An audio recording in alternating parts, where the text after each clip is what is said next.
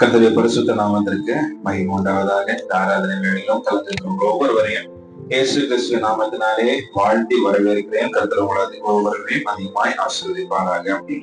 இன்றைய தியானத்திற்காக வாசிக்கலாம் நீதிமொழிகள் 22ஆம் அதிகாரம் 9வது வசனம். கருணை கண்ணன் ஆசீர்வதிக்கப்படுவான், அவன் தன் ஆகாரத்தில் தரித்திரனுக்கு கொடுக்கிறான். கருணை கண்ணன் ஆசீர்வதிக்கப்படுவான். கருணை அப்படின்னா தெரியும், இரக்கமா இருக்கிறவங்க, மற்றவங்க மேல இரக்கமா இருக்கக்கூடிய இந்த கருணை கண்ணன் ஆசீர்வதிக்கப்படுவான். ஏன் ஆசீர்வதிக்கப்படுவான்னா, அவன் தன் ஆகாரத்தில் இல்லாதவர்களுக்கு கொடுக்கிறான், தன் ஆகாரத்தில் தரித்திரர்களுக்கு கொடுக்கிறான், தன் ஆகாரத்துல மற்றவங்களுக்கும் பகிர்ந்து கொடுக்கிறான். நான் மட்டும் சாப்பிட்டுட்டு போயிட்டா போதும் அப்படின்னு நினைக்காம மற்றவங்களுக்கும் கொடுக்கறதுனால இந்த கருணை கண்ணன் ஆசீர்வதிக்கப்படுகிறான் அப்படின்னு வேதம் சொல்லுது. சோ இன்றைக்கும் கூட நாமும் இந்த கருணை கண்ணர்களை போல இருக்கணும் அப்படின்னு ஆண்டவர் எதிர்பார்க்கிறாரு. என்னது இந்த கருணை அப்படின்னா? என்னது? மற்றவங்க மேல இரக்கமா இருக்கிறது, மற்றவங்களை நம்ம நினைக்கிறதுக்கு பேரு தான் கருணை அப்படின்றது. ஏன் மற்றவங்களை ஆண்டவருக்கே ஒரு பேர் சொல்லுவாங்க, கருணாமூர்த்தி அப்படின்ட்டு. ஆண்டவரும் மிச்சவங்க மேல கருணையா இருந்தார் அப்படின்ட்டு. அப்ப அவருடைய பிள்ளைகளாகிய நாம் அப்படியே இருக்கணும் அப்படின்ட்டு ஆண்டவர் எதிர்பார்க்கிறார். சோ நீ கருணை கண்ணன் ஆசீர்வதிக்கப்படுவான் என்ற தலைப்புல நம்ம தியானிக்க போறோம். தொடர்ந்து நம்ம வாசிக்கலாம். சங்கீதம் 41ஆம் அதிகாரம் முதல் 3 வசனங்களை வாசிங்க. சிறுமைப்பட்டவன் மேல் சிந்தையுள்ளவன் பாக்கியவான், தீங்கு நாளில் கர்த்தர் அவனை விடுவிப்பார். கர்த்தர் அவனை பாதுகாத்து அவனை உயிரோடே வைப்பார். பூமியில் அவன் பாக்கியவானாய் இருப்பான். அவன் சத்துருக்களின் இஷ்டத்திற்கு நீர் அவனை ஒப்புக்கொடீர். படுக்கையின் மேல் வியாதியாய் கிடக்கிறார், அவனை கர்த்தர் தாங்குவார். அவனுடைய வியாதியிலே அவன் படுக்கை முழுவதையும் மாற்றி போடுவீர். சோ முதலாவது கருணை கண்ணனுக்கு இருக்கக்கூடிய ஒரு பெனிஃபிட். ஏன் நம்ம கருணை கண்ணர்களா இருக்கணும், ஏன் மற்றவங்களுக்கு நம்ம கொடுக்கணும், மற்றவங்களை ஏன் நம்ம நினைச்சு பார்க்கணும் அப்படின்னா, முதலாவது நீங்க மற்றவங்களை நினைச்சு பார்த்தாதான் தீங்கு நாளில ஆண்டவர் உங்களையும் விடுவிப்பார் அப்படின்ட்டு வேதம் சொல்லுது. இந்த வசனத்தை பாத்தீங்க அப்படின்னா, சிறுமைப்பட்டவன் மேல் இல்லாதவர்கள் மேல் சிந்தை உள்ளவன் பாக்கியவான், தீங்கு நாளில் கர்த்தர் அவனை விடுவிப்பார். சில நேரங்கள்ல நம்ம உதவி பண்ணுவோம், பண்ணி முடிச்சுட்டு உடனே நம்ம அந்த ரிப்பீட் எதிர்பார்ப்போம். எப்படின்னா, இப்போ ஒரு ஹெல்ப் பண்றோம் அப்படின்னா, யாரோ ஒருத்தங்க ஹெல்ப் பண்றோம், ஹெல்ப்பை வாங்கினவங்க அவங்க கிட்ட இருந்து ஏதாவது தேங்க்ஸ் சொல்லணும் அப்படின்னு நம்ம எதிர்பார்ப்போம்.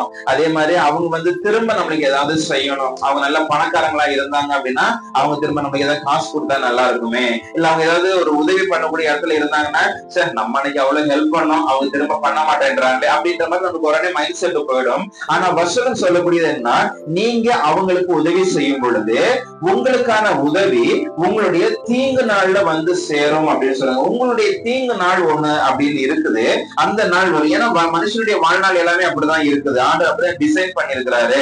ஒருத்தர் இன்னைக்கு நல்லா இருக்கிறான்னா நாளைக்கு கொஞ்சம் மோசமான கண்டிஷன் வரும். அந்த கண்டிஷன் ஏன் வருதுன்னா நம்ம உருவாக்குறதுக்காக தான் வருது. அது நம்ம எப்படி போட்டோம் அப்படின்னா நம்ம உருவாக்குறதுக்காக ஆண்டவர் அப்படிப்பட்ட சிச்சுவேஷனை நம்முடைய வாழ்க்கையில தராரு. அப்படி இருக்கும் பொழுது இந்த வசனம் சொல்லுது, தீங்கு நாளிலே கர்த்தர் அவனை விடுவிப்பார் அப்படின்ட்டு. இதே மாதிரி ஒரு வசனம் பிரசங்கியில சொல்லப்பட்டிருக்குது. வாசிங்க, பிரசங்கி 11ஆம் அதிகாரம் முதல் 2 வசனங்கள் வாசிங்க. ஆகாரத்தை தண்ணீர்கள் மேல் போடு, அநேக நாட்களுக்கு பின்பு அதன் பலனை காண்பாய். 7 பேருக்கும் 8 பேருக்கும் பங்கிட்டு கொடு. பூமியின் மேல் என்ன ஆபத்து நேரிடுமோ உனக்கு தெரியாது. சோ ஆகாரத்தை தண்ணீர்கள் மேல் போடு அப்படின்ட்டு. இங்க தண்ணீர்கள் அப்படின்றது டிரான்ஸ்லேஷன்ல அப்படி போட்டிருக்கிறாங்க. ஆனா ஹீப்ரூ லாங்குவேஜ்ல தண்ணீர்கள் அப்படின்றது ஜனங்களை குறிக்குது அப்படின்னு சொல்றாங்க. அப்போ உன்னுடைய ஆகாரத்தை ஜனங்களுக்கு கொடு. உன்னுடைய ஆகாரத்தை மற்றவங்களுக்கு கொடுக்கும் பொழுது என்ன ஆகுமா, அநேக நாட்களுக்கு பின்பு அதன் பலனை காண்பாய். அது இன்னைக்கு நடக்காது. நீங்க கொடுத்துட்டீங்கன்னா இன்னைக்கு நாளைக்கே உடனே உங்களுக்கு ரிசல்ட் கிடைக்காது. அநேக நாட்களுக்கு பின்பு, அது எந்த நாள் அப்படின்றது நம்மளுக்கு சொல்லப்படல, அநேக நாட்களுக்கு பின்னு இங்க சொல்லி இருக்குது. பட் சங்கீதம் தெளிவா சொல்லிட்டு, உங்களுடைய தீங்கு நாள், நம்மளுக்கு ஒரு தீங்கு நாள் வரும், அந்த டைம்ல ஆண்டவர் நம்மை கண்ணோக்கி பார்ப்பார். நாங்க எங்களுடைய ஊழியமே இந்த மாதிரி ஏழைகளுக்கு கொடுக்கறது, பசிச்சவங்களுக்கு சாப்பாடு இல்லாதவங்களுக்கு கொடுக்கறது தான் நம்முடைய ஊழியமே ஸ்டார்டிங்ல பண்ணிட்டு இருந்தோம். அந்த டைம்ல அது எந்த அளவுக்கு ரிப்ளை கிடைச்சது தெரியல. பட் ஒரு 2 வருஷத்துக்கு அப்புறமேட்டு ஒரு நாள் நாங்க பைக்ல போயிட்டு இருக்கும் போது, ரொம்ப சின்ன விஷயம் தான், ஆனால் இது ரொம்ப ஆச்சரியமா பைக்ல போயிட்டு இருக்கும் போது கரெக்டா இந்த பெருங்குளத்தூர் டிராபிக்ல பைக் நின்னுடுச்சு, பெட்ரோல் இல்ல. நின்ன உடனே நாங்க ரொம்ப எல்லாம் யோசிக்கல, நல்ல லக்கேஜ், பைக்ல முன்னாடியே லக்கேஜ், பின்னாடி வந்து ஜெனிஃபர் கிட்டயும் லக்கேஜ் இருக்குது, ஃபுல்லா லக்கேஜ் அப்படி இருக்குது. நாங்க இறங்கி தள்ளுறதுக்கும் எங்களுக்கு முடியாது, 2 பேர் மட்டும் தானே தள்ளிவா போயிருந்திருப்போம், தள்ள முடியாத அளவுக்கு லக்கேஜ் அவ்வளவு இருக்குது. அந்த டைம்ல கரெக்டா ஒரு 2 நிமிஷம் இருந்திருக்காது, நிப்பாட்டி ஒரு 2 நிமிஷத்துல பின்னாடி ஒருத்தர் வந்து கேக்குறாரு, டோ பண்ணட்டுமா, நாங்க தள்ளட்டுமா அப்படின்னு. ஆமா பிரதர் அப்படின்னா, கிட்டத்தட்ட ஒரு 1.5 கிலோமீட்டர் இருக்கும், பெருங்குளத்தூர் பாலத்துக்கு அங்கிட்டு இருந்து இங்க வரைக்குமே, கிட்டத்தட்ட தாம்பரம் நியர்பைல இருந்து பெருங்குளத்தூர் இங்க வண்டலூர் வரைக்குமே அவங்க வந்து டோ பண்ணிச்சே வந்து அங்க நாங்க பெட்ரோல் பங்க் வரைக்கும் அவங்க எங்க கூட்டிட்டு வந்தாங்க. ரொம்ப ஆச்சரியமா இருந்துச்சு. நான் என்ன சொல்ல வரேன் அப்படின்னா, நான் இதை எப்படி பாக்குறேன்னாக்கி, நாங்க செஞ்ச உதவி, என்னைக்கோ எத்தனையோ பேருக்கு சாப்பாடு கொடுத்துருக்கிறோம், அந்த உதவியை ஆண்டவர் நினைச்சிட்டு எங்களுடைய தீங்கு நாள் அந்த டிராபிக்ல மாட்டிட்டு இருந்தோம்னா ரொம்ப கஷ்டம், நைட் டைம் ஃபுல்லா டிராபிக், ரொம்ப கஷ்டப்பட்டிருப்போம். ஆனால் ஆண்டவர் 2 நிமிஷம் கூட வெயிட் பண்ண வைக்காத அளவுக்கு ஆண்டவர் வந்து பாதுகாத்தார். இதே மாதிரி நாமளும் மற்றவங்களுடைய தீங்கு நாளுல அவங்களுக்கு செய்யும் பொழுது, மற்றவங்களுக்கு உதவி செய்யும் பொழுது ஆண்டவர் நம்மை ஆசீர்வதிப்பேன் அப்படின்னு அந்த வசனத்துல சொல்றாரு. இந்த வசனத்துல நிறைய விஷயங்கள் சொல்லப்பட்டிருக்குது. 2வது வசனம் வாசிங்க, சங்கீதம் 41:2. கர்த்தர் அவனை பாதுகாத்து, அவனை பாதுகாப்பாரா, எங்கேயாவது போறான் அப்படிங்கும் பொழுது வழியில வந்து அவன் விழுந்துடக்கூடாது, ஒரு ஆக்சிடென்ட் ஆயிடக்கூடாது, மற்றவங்க ஏதோ ஏசிடக்கூடாது, அவன் பாதுகாத்து அவன் உயிரோட வைப்பார், அவனுக்கு எந்த ஒரு தீங்கும் இல்லாம ஒரு உயிரோட வைப்பார். ஃபர்ஸ்ட். 2வது, பூமியில் அவன் பாக்கியவானா இருப்பான். பூமியில இருக்கும் பொழுது அவனை பாக்கியவான் அப்படின்னு சொல்லக்கூடிய அளவுக்கு நல்லவனா இருப்பான், பாக்கியவானா இருப்பான், அவனுக்கு தேவையெல்லாம் கொடுப்பாரு, அவன் சத்துருக்களின் இஷ்டத்திற்கு அவனை ஒப்பு கொடுக்க மாட்டார். இதுதான் இன்னைக்கு பெரிய பிரச்சனை. நிறைய பேர் வந்து பிளான் பண்ணுவாங்க, வேலையில இருக்கிறவங்களுக்குன்னா அவங்க நிறைய பிளான் பண்ணுவாங்க, இவன் மட்டும் ப்ரமோஷன் வாங்கிடுறாங்க, இவனை மட்டும் மேல இருக்கிறவங்க மெச்சிக்கிறாங்க அப்படின்ட்டு அவங்களுக்கு ஏதாவது பண்ணிட்டே இருப்பாங்க, இவனை வந்து கெடுக்கணும், பேரை கெடுக்கணும் அப்படின்ட்டு. இங்க வசனம் சொல்றது, ஒரு சத்துருக்களின் இஷ்டத்திற்கு ஒப்பு கொடுக்க மாட்டார் அப்படின்ட்டு. படுக்கையின் மேல் வியாதியாய் கிடைக்கிற அவனை கர்த்தர் தாங்குவார். ஒருவேளை அவன் படுக்கையில கிடக்க வேண்டிய சிச்சுவேஷன் வந்துருச்சு, நோயில இருக்கிறான் அப்படிங்கும் பொழுது படுக்கையில் வியாதியாய் கிடைக்கிற அவனை கர்த்தர் தாங்குவார். அவனுடைய வியாதி, அவன் வியாதியின் படுக்கை முழுவதையும் மாற்றி போடுவார். சோ இது ஒரு பெரிய ஒரு பிளெஸிங். என்ன அப்படின்னா, சின்ன விஷயம் தான், சிறுமைப்பட்டவன் மேல் சிந்தையா இருக்கணும், அவ்வளவுதான். நீங்க அதை செஞ்சீங்க அப்படிங்கும் பொழுது ஆண்டவர் செய்ய அவனை பாதுகாப்பாரா, உயிரோட வைப்பாரா. ஒருவேளை பாதுகாப்பு இல்லாம அவனுக்கு ஒரு ஆக்சிடென்டோ ஏதோ வந்து படுக்கையில படுக்க வேண்டிய சிச்சுவேஷன் வந்தாலும், படுக்கையில் அவனுடைய வியாதியில அவன் வந்து அவனை தாங்குவேன் அப்படின்னு சொல்றாரு. வியாதியின் படுக்கை முழுவதையும் மாற்றி போடுவார் அப்படின்னு சொல்றாரு. சத்துருக்களின் இஷ்டத்திற்கு அவனை ஒப்பு கொடுக்க மாட்டார் அப்படின்ட்டு வேதம் சொல்லுது. அப்ப இன்னைக்கு கருணை கண்ணனா இருக்கக்கூடியவர்களுடைய ஆசீர்வாதம் என்ன? தீங்கு நாளில் அவனை விடுவிப்பார். அப்ப அந்த தீங்கு நாள் எனக்கு வரும்பொழுது நம்ம பயப்பட வேண்டிய அவசியம் இல்லை. ஏன் அப்படின்னா, நான் ஆல்ரெடி சேர்த்து வச்சிருக்கிறேன், ஆல்ரெடி நான் வந்து ஆண்டவருக்கு கொடுத்து வச்சிருக்கிறேன் அப்படின்ட்டு ஒரு ஆசீர்வாதம் நமக்கு உண்டு. அப்போ இன்னைக்கு நம்ம சிறுமைப்பட்டவர் மேல சிந்தை உள்ளவர்களா இருக்கணும், இல்லாதவங்களுக்கு கொடுக்கறதுக்கு நம்முடைய இருதயம் நம்மளுக்கு வந்து ரெடியா இருக்கணும். அடுத்தது ஒரு ஆசீர்வாதத்தை சொல்றாரு பாருங்க, உபாகமம் 14வது அதிகாரம் 29வது வசனம் வாசிங்க. லேவியனுக்கு உன்னோட பங்கும் சுதந்திரமும் இல்லாதபடியினால் அவனும் வாசல்களில் இருக்கிற பரதேசியும் திக்கற்றவனும் விதவையும் வந்து புசித்து திருப்தி அடைவார்களாக.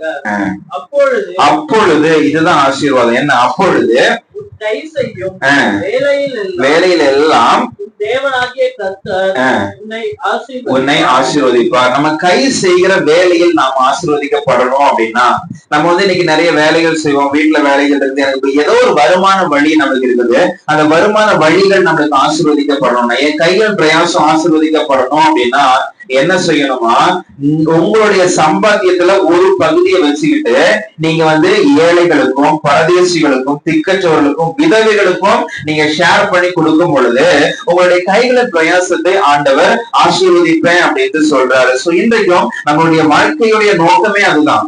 நம்ம வந்து நல்ல சந்தோஷமா இருக்கணும், நம்ம நல்லா சம்பாதிக்கணும், சம்பாதிச்சு அதை வந்து நம்ம சேர்த்து வைக்கணும், இல்ல ஏதோ ஒண்ணு பண்ணணும், நம்ம வந்து நல்லா இருக்கணும் அப்படின்றதான் இன்னைக்கு நம்மளுடைய நோக்கம். ஆனா இன்னைக்கு நம்ம நல்லா இருக்க முடியாதபடிக்கு நம்மள வந்து இன்னைக்கு நிறைய விஷயங்கள் நம்ம தடுத்துக்கிட்டே இருக்குது.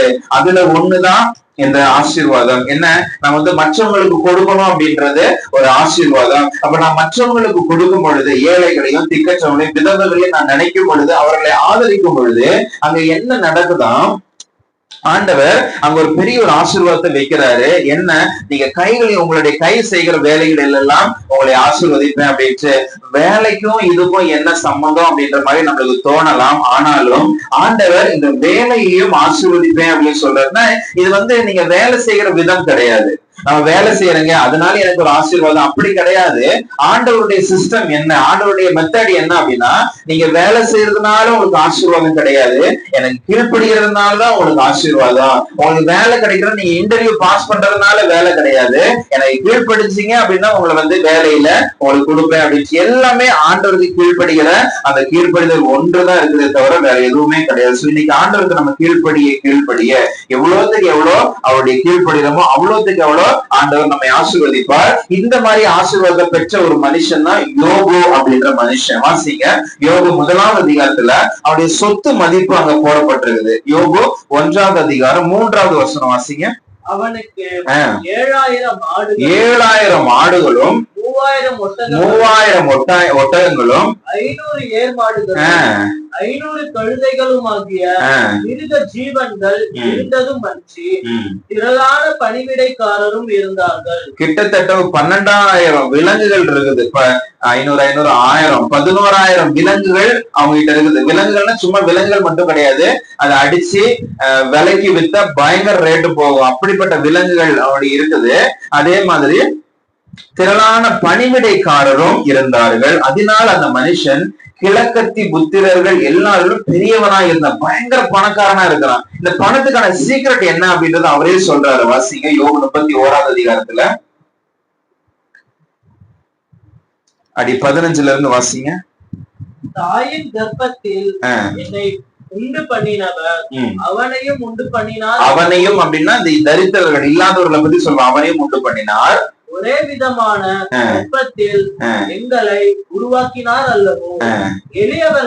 எளியவர்கள் வாஞ்சித்ததை நான் கொடாதிருந்து விதவையின் கண்களை கூத்து போக பண்ணி தாய் தகப்பன் இல்லாத பிள்ளை என் ஆகாரத்தில் சாப்பிடாமல் நான் ஒருவனாய் சாப்பிட்டது உண்டோன்னு கேட்கிறாரு. அப்போ இங்க அவர் செஞ்சதை சொல்றாரு. என்ன, எளியவர்கள் வாஞ்சித்ததை நான் கொடுத்திருக்கிறேன், விதவையின் கண்களை நான் பூத்து போக பண்ண விதவைக்கும் நான் கொடுத்திருக்கிறேன். அதே மாதிரி தாய் தகப்பன் இல்லாத பிள்ளை என் ஆகாரத்துல சாப்பிடாம இருந்ததே கிடையாது. அப்ப 3 வேளை சாப்பாட்டுலயும் ஒரு பகுதியை ஏதோ அநாத பிள்ளைகளுக்காக அவர் கொடுத்துக்கிட்டே வந்திருக்கிறாரு. அப்ப இவருடைய வெற்றியின் சீக்ரெட் என்னங்க, இவருடைய வெற்றியின் ரகசியம் என்ன, இவர் இவ்வளவு பணக்காரா இருக்கிறதுக்கான ரகசியம் என்ன அப்படின்னா, அவர் எளியவர்கள் வாஞ்சித்ததை கொடுத்திருக்கிறாரு. எளியவர்கள், விதவைகள், அநாத பிள்ளைகள் எல்லாம் அவர் ஆதரிச்சதுனால அவர் இங்க இதை சொல்ல முடியுது. அவர் ஆசீர்வதிக்கப்படுது. அடுத்த வருஷமும் வாசிங்க. என் சிறு வயது முதல் அவன் தகப்பனிடத்தில் வளர்வது போல என்னோட வளர்ந்தான். யாரு? அநாத பிள்ளைகள். இந்த அநாத பிள்ளைகள் அவங்க அப்பா கிட்ட எப்படி இருக்கணும் அதே மாதிரி நான் அவங்கள அவர் அப்பாவா இருந்து அவன் நடத்தினேன் அப்படின்ட்டு சொல்றாரு. நான் என் தாயின் கர்ப்பத்தில் பிறந்தது முதல் அப்படிப்பட்டவர்களை கையிலாக கொடுத்து நடத்தினேன். அப்பா, என்ன ஒரு வார்த்தை பாருங்களா, பிறந்ததுல இருந்து அப்படி பண்ணிட்டு இருக்கிறேன் அப்படின்னு சொல்றாரு. அப்ப அவருக்கு நினைவு தெரிஞ்சதுனால, பிறந்ததுல இருந்தே பண்ண முடியாது, நினைவு தெரிஞ்சதுல இருந்து நான் இதை செஞ்சிட்டு இருக்கிறேன் அப்படின்னு அவர் தைரியமா சொல்றாரு. அப்ப இது அவருடைய வெற்றியின் சீக்ரெட். என்ன சீக்ரெட் அப்படின்னா, நான் ஆசீர்வதிக்கப்படணும் அப்படின்னா, என்னுடைய கையில பிரயாசம் ஆசீர்வதிக்கப்படணும் அப்படின்னா நான் செய்ய வேண்டிய ஒரு காரியம் என்ன, ஏழைகளையும் இல்லாதவர்களையும் நான் தாங்கணும். இன்னைக்கு நிறைய பேர் பயங்கரமா சம்பாதிக்கிறாங்க, சேர்த்து வைக்கிறாங்க. திடீர்னு வேலை போயிடுச்சுன்னா, நான் நல்லா தானே சம்பாதிச்சேன், நல்ல ஸ்கில்ஸ் இருக்குது, எனக்கு நல்ல வேலை தெரியுமே, அப்புறம் ஏன் எனக்கு வேலை கொடுக்க மாட்டேன்றாங்க, அப்புறம் ஏன் நான் சம்பாதிக்க முடியலன்னு தான் நினைக்கிறாங்களே தவிர இந்த விஷயத்த நினைக்கிறதே கிடையாது. அப்ப ஆண்டவர் ஒரு கன்ஃபர்மேஷன் கொடுக்குறாரு. என்ன, நீ சம்பாதிக்கணுமா, நல்ல வேலை உனக்கு கிடைக்கணுமா, நல்ல சம்பாத்தியம் இருக்கணும் அப்படின்னா நீங்க ஆண்டவருக்கு கொடுக்கக்கூடியவர்கள். ஆண்டவர்கள் இங்க ஏழைகளுக்கு சொல்றாங்க, ஏழைகளுக்கும் இல்லாதவர்களுக்கும் விதவைகளுக்கும் நீங்க கொடுக்கக்கூடியவர்களா இருக்கணும். அப்படி கொடுக்கும் பொழுது இந்த யோபுவின் ஆசீர்வாதம் நம்முடைய ஆசீர்வாதமும் கூட. நம்முடைய ஆண்டவர் அதே மாதிரி ஆசீர்வதிப்பதற்கு வல்லமை உள்ளவராய் இருக்கிறார். இன்னொன்னு வாசிங்க, நீதிமொழிகள் 19ஆம் அதிகாரம் 17வது வசனம். ஏழைக்கு இறங்குகிறவன் கர்த்தருக்கு கடன் கொடுக்கிறான். கர்த்தருக்கே கடன் கொடுக்கிறாரா? அவன் கொடுத்ததை அவர் திரும்ப கொடுப்பார். நான் ஏற்கனவே சொன்ன ஒரு விஷயம் தான், கடன் கொடுக்கறதுக்கும் கைமாத்தா கொடுக்கறதுக்கும் வித்தியாசம் இருக்குது. கைமாத்தா கொடுக்கறதுன்னா கொடுத்துட்டு அதை மட்டும் திரும்ப கொடுத்தா போதும், எக்ஸ்ட்ராவா எதுவும் கொடுக்க வேண்டாம். கடன் அப்படிங்கும் பொழுது வட்டியோட கூடுனதுதான் கடன் அப்படின்னு சொல்லுவாங்க. அப்ப நான் ஆண்டவருக்கு டெபாசிட் பண்றேங்க, ஆண்டவருக்கே நான் கடன் கொடுக்கிறேன். எப்ப நான் கடன் கொடுக்குறேன் அப்படின்னா, நான் வந்து இல்லாதவர்களை தாங்கும் பொழுது, திக்கற்றவர்களை தாங்கும் பொழுது, இல்லாதவர்களுக்கு நான் செய்யறேன் அப்படின்னா நம்ம வந்து ஆண்டவருக்கே கடன் கொடுக்குறேன். அப்ப இந்த ஆண்டவர் கடன் கொடுத்தாக்கி அவர் என்ன பண்ணுவாரு அப்படின்னா திரும்ப கொடுப்பாரு. அப்ப திரும்ப கொடுக்கும்போது வட்டியோட தான் கொடுப்பாரு. ஏன்னா அவர் கடன்காரன் அப்படின்னு சொல்றாரு. நீ வந்து ஏன் வேலையை செய்யறப்பா நீ அப்படி இருக்கும்போது நான் உனக்கு கடன்காரனா இருக்கிறேன், நான் கடனாளியா இருக்கிறேன். அப்போ இந்த கடன்காரனுக்கு திரும்ப கொடுக்கும் பொழுது வட்டியோட சேர்த்து கொடுப்பாரு. அப்போ ஒரு 1000 ரூபாய் நீங்க வந்து மாசம் மாசம் ஒரு 1000 ரூபாய் இல்லாதவங்களுக்கும் ஏழைகளுக்கும் விதவைகளுக்கும் நீங்க கொடுக்குறீங்க அப்படின்னா அந்த 1000 ரூபாவுடைய வட்டியோட சேர்த்துதான் ஆண்டு திரும்ப தருவேன்னு சொல்றாரு. இன்னொன்னு திரும்ப தருவேன்னு சொல்றாரு. எனக்கு நிறைய பேருடைய பிரச்சனை அப்படிதான், ஒரு 1000 ரூபாய் நான் இழக்கிறேன் அப்படிங்கும் பொழுது இது எனக்கு திரும்ப கிடைக்குமோ கிடைக்காதோ தெரியலையே அப்படின்ற ஒரு டவுட் இருக்கும். பட் இன்னைக்கு கவலைப்படவே வேண்டும், நமக்கு டவுட்டே தேவையில்லை. ஆண்டவர் திரும்ப தருவேன் அப்படின்ற ஒரு வாக்குறுதி கொடுத்திருக்கிறாரு. சோ அந்த வாக்கு தத்துவத்தின்படியே ஆண்டவர் நடத்துவதற்கும் வல்லமை உள்ளவராக இருக்கிறார். சோ இன்றைக்கு நம்முடைய வாழ்க்கையில ஆண்டவர் நமக்கு சொல்லக்கூடிய ஒரு காரியம் இதுதான். ஆண்டவர் என்னை ஆசீர்வதிக்கணும் அப்படின்னா, உங்களை ஆசீர்வதிக்கணும் அப்படின்னா நீங்க இல்லாதவர்களுக்கு நீங்க கொடுக்கணும். நீங்க இல்லாதவர்களுக்கு கொடுக்கறது வந்து ஆண்டவர் எப்படி கணக்குல வச்சுக்கிறாரா, அவருக்கே நீங்க கடன் கொடுக்குற மாதிரி கணக்குல வச்சிருக்கிறாரு. அப்ப கொடுத்த வந்து திரும்ப கொடுப்பாரு. உலக மனுஷன் தான் கடனை வாங்கிட்டு ஏமாத்திட்டு போயிடுறான். உலக மனுஷன் தான் வந்து தெரியாம போயிடும், தெரியும் நம்பரே ஆஃப் ஆயிடும், எங்கடான்னு தெரியல, அட்ரஸே மாத்திட்டு போயிடும், ஓடி போயிடுவான். ஆனா ஆண்டவர் அப்படி செய்யறது கிடையாது. அவர் நீதி உள்ள நியாயாதிபதி. அப்ப நீங்க செய்யறதுக்கு அந்த கிருபையின்படி நீங்க செஞ்ச அந்த காரியத்தின்படியே ஆண்டவர் திரும்ப உங்களுக்கும் செய்வதற்கு வல்லமை உள்ளவரா இருக்கிறார். அப்ப நான் ஆசீர்வதிக்கப்படணும் அப்படின்னா நான் வந்து மற்றவங்களுக்கு இறங்கணும், மற்றவங்களுக்கு கொடுக்கணும் அப்படின்னு வேதம் சொல்லுது. அடுத்தது வாசிங்க, மத்தேயு 5ஆம் அதிகாரம் 7வது வசனம். இரக்கம் உள்ளவர்கள் பாக்கியவான்கள், அவர்கள் இரக்கம் பெறுவார்கள். இரக்கம் உள்ளவர்கள் பாக்கியவான்கள், அவங்க தாங்க இரக்கம் பெறுவார்கள். அப்ப நான் வந்து இன்னொருத்தவங்களை பார்த்து இறங்கி அவங்க என் கையில காசு கேட்கிறாங்க, காசு கேட்கும்போது ஐயோ பாவம் இல்ல அப்படின்னு நான் கொடுக்கும் பொழுதுதான் ஆண்டவரும் பார்த்துச்சு அவரும் என் மேல இரக்கமா இருப்பார். இதுதான் அந்த வசனத்துல இறக்கம். நான் இன்னொருத்தங்க மேல இரக்கமா இருந்தாதான் ஆண்டவர் என் மேல இரக்கமா இருப்பாரு. எனக்கு கொடுத்திருக்கிறாரு, என்கிட்ட ஒரு 10 ரூபாய் இருக்குது, ஏத்தா பண்ணிக்கிறோம், 10 ரூபாய் கொடுத்தாலும் போதுங்க அப்படின்னு தான் கேட்கிறான். அப்படி இருக்கும் பொழுது இல்ல போப்பா அப்படின்னு அனுப்பி விடும் பொழுது ஆண்டவர் அதை வந்து ஒரு பொருட்படுத்த மாட்டாரு. ஆண்டவர் என் மேல இரக்கமா இருக்க மாட்டாரு. எனக்குன்னு ஒரு பிரச்சனை வரும் பொழுது ஆண்டவர் கண்டுக்கவே மாட்டாரு. ஏன் ஆண்டவர் கேட்ப, நீ அன்னைக்கு இரக்கமா இல்லல்ல, அன்னைக்கு நான் ஒருத்தனை நம்பி வாங்கிட்டு அனுப்புனேன், உன்னை நம்பிதான் நீ கொடுப்பேன்ற நம்பிக்கையில தான் உன்கிட்ட அனுப்புனேன், நீ என்னை கையை வச்சு காட்டிட்டு போயிடுச்சு, அதனால ஏன் நானும் உன் மேல இரக்கமா இருக்க மாட்டேன் அப்படின்னு. இன்னைக்கு நம்ம மனுஷங்க கிட்ட ஒரு இரக்கம் நம்மளுக்கு தேவை. அப்படின்னா நம்ம ஒரு கவர்மெண்ட் ஆபீஸ் போறோம், அங்க இருக்கக்கூடிய ஆபீசர்ஸ் வந்து அவங்களுடைய மனசை பொறுத்த மூடு பொறுத்துதான் நம்மளுக்கு ஹெல்ப் பண்றது அப்படின்றது. அப்போ அவங்க கிட்ட நமக்கு ஒரு இரக்கம் நம்மளுக்கு தேவைப்படுது. அதே மாதிரி நம்மளுக்கு வந்து வேற இடங்கள் நம்ம யாருடைய தயவும் இல்லாம இருந்துடலாம் அப்படின்னு சொல்லவே முடியாது. அப்படிப்பட்ட ஒரு வாழ்க்கை நம்ம வாழவே முடியாது. நம்மளுக்கு யாருடைய தயவாவது கண்டிப்பா வேணும். அப்போ இந்த தயவு கிடைக்கணும், அவங்க கிட்ட இருந்து இரக்கம் கிடைக்கணும் அப்படின்னா ஃபர்ஸ்ட் நான் இரக்கம் உள்ளவர்களா இருக்கணும். யாருக்கிட்ட அப்படின்னா இல்லாதவங்க கிட்ட.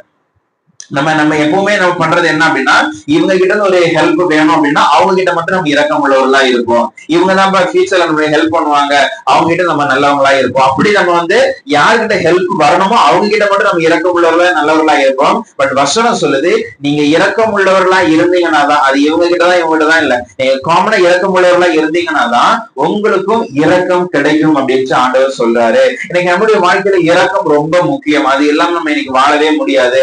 ஆண்டவர் என் மேல இரக்கம் உள்ளவரா இருக்கணும், ஆண்டவர் என் மேல இறங்கணும் அப்படின்னா நானும் மற்றவங்க கிட்ட இரக்கம் பாராட்டணும். நம்முடைய கணவன் கிட்ட நம்மளுடைய இரக்கம் பெறணும். நம்முடைய உயர் அதிகாரிகள் கண்டுதான் நமக்கு இரக்கம் பண்ணி யாரோ ஒருத்தங்க நம்ம கிட்ட வந்து ஹெல்ப் பண்றவங்களா இருக்கணும் அப்படின்னா நம்ம மற்றவங்களுக்கு இறங்கக்கூடியவர்களா இருக்க வேண்டியது அவசியம். அந்த ரேஷன் கார்டு விஷயம் நான் சொல்லியிருந்தேன். இந்த ரேஷன் கார்டு வந்து நாங்க அப்ளை பண்ண மாதிரி இன்னைக்கு வரைக்குமே ஞாபகமே இல்லை.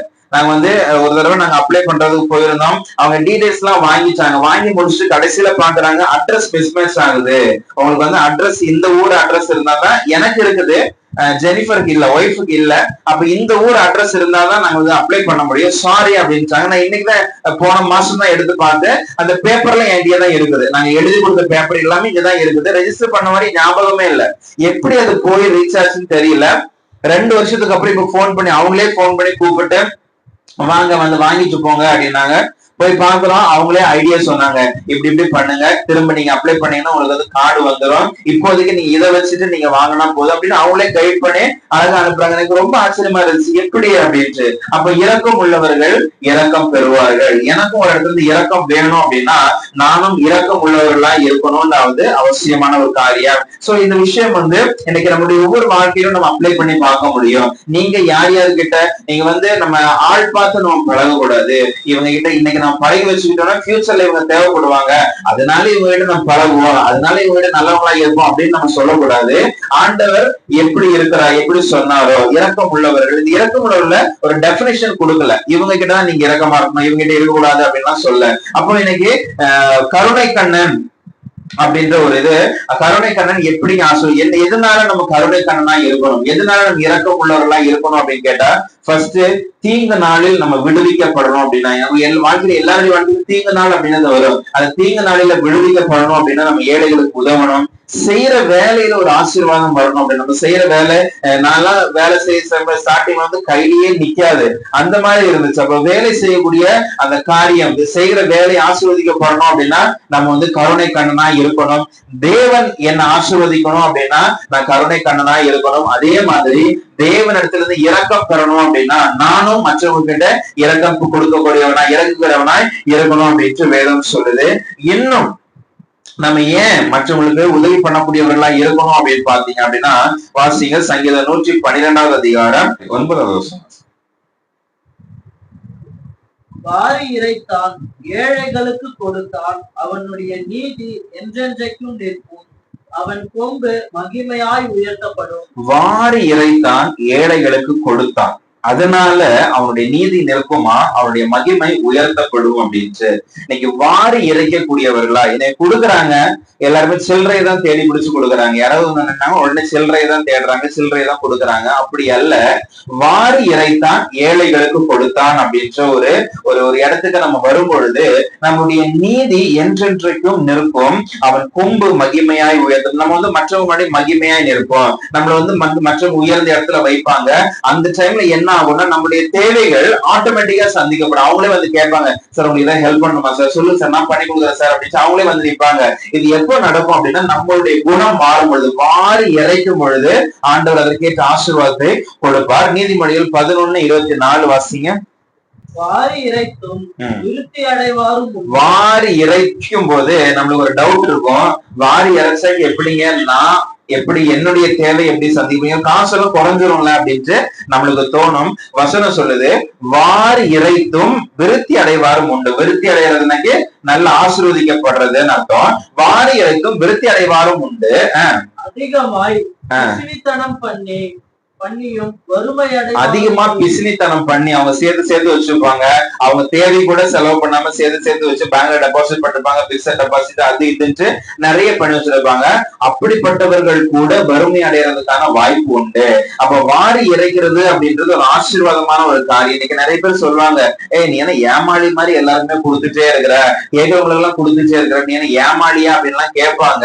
ஆனா ஆண்டவருக்கு முன்னாடி இது ஏமாளித்தனம் கிடையாது, ஆண்டவருக்கு முன்னாடி ஆசீர்வாதம். நம்ம எவ்வளவுக்கு எவ்வளவு கொடுக்கிறோமோ ஆண்டவர் அவ்வளவுக்கு அவ்வளவு நம்மளை ஆசீர்வதிப்பதற்கு வல்லமுள்ளவராக இருக்கிறார். கடைசியா வாசியும் உபாகமம் 15வது அதிகாரம் 11வது வசனம். தேசத்திலே எளியவர்கள் இல்லாதிருப்பதில்லை. தேசத்துல கண்டிப்பா எளியவர்கள் இருப்பாங்க. ஆகையால் உன் தேசத்திலே சிறுமைப்பட்டவனும் எளியவனும் ஆகிய உன் சகோதரனுக்கு உன் கையை தாராளமாய் திறக்க வேண்டும் என்று நான் உனக்கு கட்டளையிடுகிறேன். உன் கையை தாராளமாய் திறக்கணும் அப்படின்னா என்ன அர்த்தம்? தாராளமா கொடுக்கணும், பிசுக்கி கொடுக்கக்கூடாது, சில்லறைய தேடி எடுத்து சில்லறைய கொடுக்கணும்னு நினைக்க கூடாது, தாராளமாய் கொடுக்கணும். அப்போ ஆண்டவர் சொல்லுகிற காரியம் என்ன அப்படின்னா, இன்னைக்கு கருணை கண்ணன் ஆசீர்வதிக்கப்படுவான் அப்படின்ட்டு வேதம் சொல்லுது. நாமும் கருணை கண்ணர்களா இருக்கும் பொழுது, நாமும் மற்றவங்களுக்கு கொடுக்கறதுக்கு நம்முடைய இருதயத்தை சாய்க்கும் பொழுது, நம்மளும் மற்றவங்களுக்கு கொடுக்கிறவர்களாய் நாம் மாறும் பொழுது நாமும் அதற்கேற்ற ஆசீர்வாதங்களை பெற்றுக்கொள்வோம். இன்னைக்கு கொடுக்கக்கூடியவர்களை தான் ஆண்டவர் ஆசீர்வதிக்கிறாரு. நம்ம வந்து ஆசீர்வாதமா இருக்கணும் அப்படின்னா என்னுடைய வேலையெல்லாம் நான் செஞ்சுட்டு இருக்கிறேங்க, வேலையெல்லாம் நல்லா தான் போயிட்டு இருக்கு, ஆனாலும் என்னால சேவ் பண்ணவே முடியல அப்படின்னா நம்ம கொடுக்கக்கூடியவர்களாய் மாறணும். நம்ம எவ்வளவுக்கு எவ்வளவு கொடுக்குறோமோ அவ்வளவுக்கு எவ்வளவு நம்ம ஆசீர்வதிப்பதற்கு ஆண்டவர் இன்னைக்கு ரெடியா இருக்கிறாரு. சோ கொடுக்கறதுனால நம்ம குறையிறது கிடையாது, கொடுக்கறதுனால நமக்கு எந்த ஒரு குறைவும் ஏற்பட போறது கிடையாது. அதான் சொல்ல மாதிரி ஏழைக்கு இருக்கிறவன் கர்த்தருக்கு கடன் கொடுக்கிறான். அப்ப நான் கொடுக்கறது யாரோ ஒருத்தவங்க கொடுக்குறாங்க, என் காசு குறையுது அப்படிலாம் கிடையாது, நான் கர்த்தருக்கு கடன் கொடுக்குறேன். ஒரு ஏழையை பாத்தீங்க அப்படின்னா நீங்க வந்து கர்த்தரை மாதிரி பார்க்கணும், ஓ கர்த்தருக்கு நான் கடன் கொடுக்க போறேன் அப்படின்ட்டு. நீங்க எவ்வளவுக்கு அதிகமா கொடுக்குறீங்களோ நமக்கு இன்ட்ரெஸ்ட் எப்படி வரும், எவ்வளவுக்கு அதிகமா கொடுக்குறோமோ அவ்வளவுக்கு அதிகமா இன்ட்ரெஸ்ட் வரும் இல்லையா? இப்ப 100 ரூபாய் கொடுக்க ஒரு 5 ரூபாய் இன்ட்ரெஸ்ட் அப்படின்னா 1000 ரூபாய் அப்படின்னு போகும்போது 50 ரூபாய் இன்ட்ரெஸ்டா மாறும். அப்ப நம்மளுக்கு என்ன தோணும், 100 ரூபாய் கொடுத்து 5 ரூபாய் வாங்குறதுக்கு 1000 ரூபாய் கொடுத்து 50 ரூபாய் வாங்கிடலாமே அப்படிதான் நமக்கு தோணும். அப்போ நம்ம ஏழைகளுக்கு கொடுக்கும் பொழுதும் அப்படிதான் இருக்கணும். எவ்வளவுக்கு நீங்க அதிகமா கொடுக்குறீங்களோ அவ்வளவுக்கு அதிகமா ஆண்டவர் இன்ட்ரெஸ்ட் தருவாரு, அவ்வளவுக்கு அதிகமா ஆண்டவர் நம்மளுக்கு கடன் திரும்ப செட்டில் பண்ணுவாரு. அப்போ எவ்வளவுக்கு அதிகமா கொடுக்குறீங்களோ அவ்வளவுக்கு அதிகமா நீங்க ஆசீர்வதிக்கப்படுவீர்கள். ஏழைகளுக்கு கொடுக்கறது அப்படின்றது இழப்பதல்ல, அது நம்ம வந்து ஒரு சேமிப்பு மாதிரி, எதிர்காலத்துல நம்ம சேமிச்சு வைக்கிற மாதிரியான ஒரு காரியம். அப்படியே நம்ம கண்களை மூடி நம்ம ஆண்டவரை நோக்கி பார்க்கலாம். ஆண்டவர் ஒவ்வொரு வாரமும் பல விஷயங்களை நம்மளுக்கு சொல்லி கொடுத்துக்கிட்டே இருக்கிறாங்க. இந்த வார்த்தைகள் எல்லாம், இந்த காரியங்கள் எல்லாவற்றையும் நம்ம வந்து கடைபிடிக்கும் பொழுதுதான் அது ஆசீர்வாதம். இந்த வார்த்தைகள் நம்ம கடைபிடிக்கும் பொழுது ஆண்டவர் நம்மை ஆசீர்வதிக்கிறதுக்கு முடியும். எல்லாரும் அப்படியே கண்களை மூடி நம்ம சொல்லிக்கலாம்.